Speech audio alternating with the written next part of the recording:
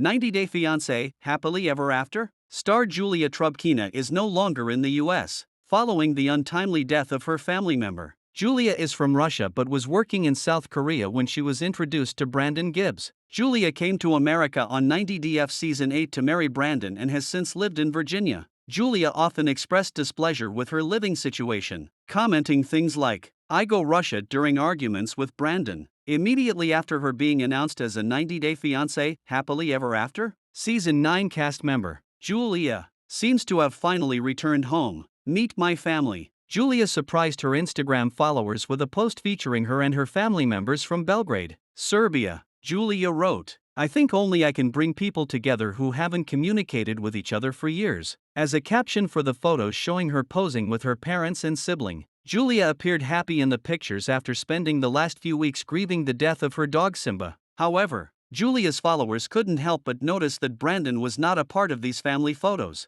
When high_essensestaging asked, "Where is Brandon?" Julia didn't respond. Julia moved to America in 2020 and married Brandon that April. It was revealed that her parents were divorced and couldn't get along. They constantly argued and couldn't even be in the same room together. Despite this, Julia still hoped they could visit her in the US. She longed to see them, but faced resistance from Brandon, who strongly opposed the idea. He made a big deal out of their potential visit, causing tension between them. Undeterred, Julia went behind Brandon's back and applied for her parents' visas without telling him, determined to reunite with them. It seems Julia's parents planned to visit the US on a tourist visa, but Brandon opposed the idea. Fans speculated his reluctance stemmed from not wanting them to stay long-term or move in, potentially adding stress to his already strained marriage. Brandon may have suspected the visit was a trial run for permanent relocation, especially if Julia hoped her parents would help raise a future child. He also likely feared being financially responsible for them, further complicating his life.